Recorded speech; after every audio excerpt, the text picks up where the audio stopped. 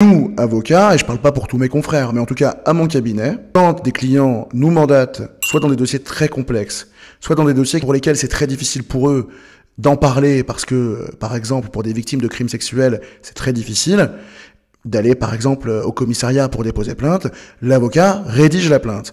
À mon cabinet, toutes les plaintes que nous rédigeons, sauf instruction contraire du client, sont des plaintes contre X.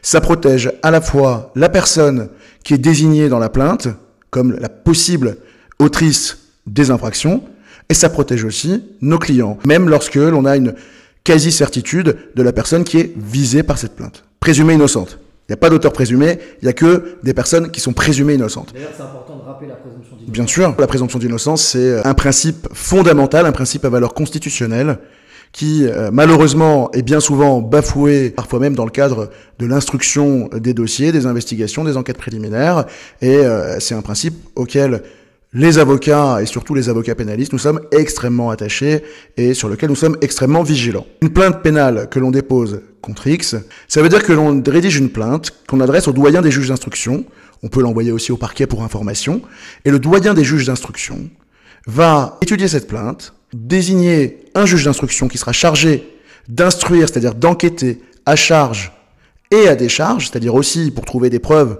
s'il en existe, de l'innocence de la personne qui est visée par la plainte. Et contre cette désignation d'un juge d'instruction, le doyen des juges d'instruction demande au plaignant, qui se constitue partie civile, donc aux parties civiles, de payer une somme d'argent qu'on appelle la consignation, justement pour éviter que des plaignants ou des gens inventent des plaintes pour le simple plaisir de nuire aux personnes qui sont visées ou qui seraient visées par les plaintes. Donc on verse une consignation, le juge d'instruction est désigné, à partir de là, le juge d'instruction, en fonction évidemment de son calendrier, va inviter les parties, c'est-à-dire la partie civile et la personne désignée par la plainte, lorsqu'elle existe, à comparaître devant lui. C'est le premier interrogatoire de la partie civile ou de la personne qui est visée par la plainte, et ce n'est qu'à partir du moment où on est convoqué, côté victime ou côté personne accusée, eh bien, que l'on va avoir accès au dossier d'instruction tel qu'il existe à ce moment-là. C'est-à-dire que une instruction préparatoire en matière pénale, c'est secret jusqu'au moment où les parties sont entendues une première fois. Avant la première audition, elles ont accès au dossier de la procédure, juste en consultation par l'intermédiaire de leurs avocats. Avant cette première audition, la personne qui est visée dans la plainte est simplement accusée. Elle est même pas, il n'y a pas de statut, elle n'est pas mise en cause, elle n'est pas mise en examen, elle n'est même pas témoin assisté. Il y a juste quelqu'un qui estime avoir été victime d'une infraction et qui affirme que les auteurs ou l'auteur de cette infraction pourrait être la personne dont le nom figure dans la plainte pénale contre X. Ça n'empêche pas que les victimes, lorsqu'elles déposent plainte, apportent un certain nombre d'éléments et de justificatifs, et que le vécu qu'elles retracent, la vérité qui est la leur, les éléments de preuve au soutien de ce qu'elles avancent, ils existent. La souffrance, elle existe. Parfois, le désespoir et l'enfer qui a été vécu pendant des années, parce que c'est très difficile, par exemple, lorsqu'on est victime de viol, vivre avec, c'est extrêmement difficile.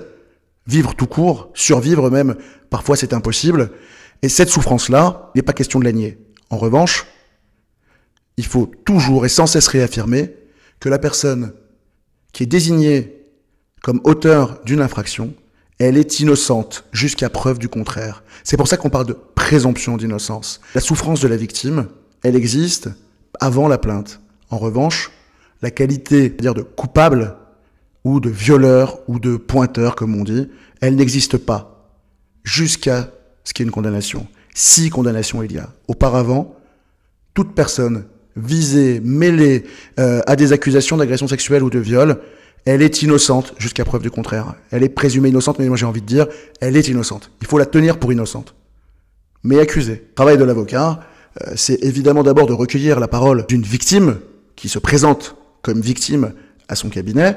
Ça veut dire déjà passer du temps, beaucoup de temps. En tout cas, nous, au cabinet, c'est comme ça qu'on fait. On passe beaucoup de temps avec les personnes qui nous sollicitent, surtout quand elles sont victimes, surtout quand il s'agit de faits extrêmement graves et qui ont des répercussions sur leur état de santé, moral, physique, psychologique. En passant du temps, on apprend à connaître les gens déjà, et à voir si la vérité qu'on nous livre est une vérité qui existe sans aucun élément extérieur qui puisse apporter du crédit à cette vérité. On demande évidemment s'il existe et on oriente les gens, parce que les gens ne savent pas forcément quelles sont les pièces ou les éléments de preuve qui viennent, on va dire, renforcer ou étayer une plainte et donc des accusations. Donc on construit peu à peu avec la personne qui nous sollicite et nous mandate pour rédiger et déposer une plainte pénale, on construit un dossier. Et ce dossier, il est fait d'éléments médicaux, d'attestations de témoins, des gens qui ont vu parfois directement et ont assisté aux faits, et puis bien souvent, surtout quand il s'agit de faits de nature sexuelle, il n'y a pas de témoins directs.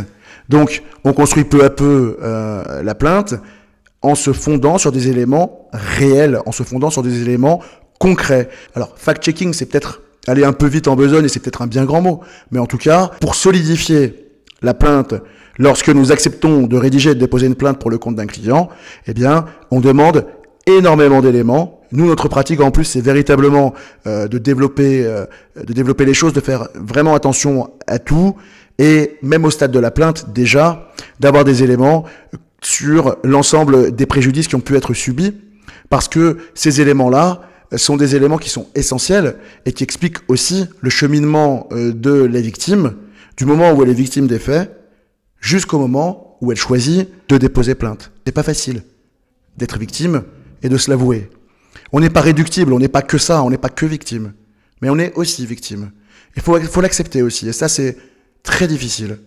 Il y a tout un parcours, et puis il y a parfois besoin d'être suivi, il y a parfois besoin d'être hospitalisé, il y a parfois besoin de passer par certaines étapes avant, certains disent parfois, et c'est la réalité, d'avoir la force de déposer plainte. Et puis il y a d'autres fois où c'est pas de la force dont on a besoin pour déposer plainte. C'est qu'on se rend compte au bout d'un moment que c'est la seule issue possible, on ne peut pas faire autrement. Pour vivre, pour continuer de vivre, on doit en passer par le dépôt de plainte, pour avancer.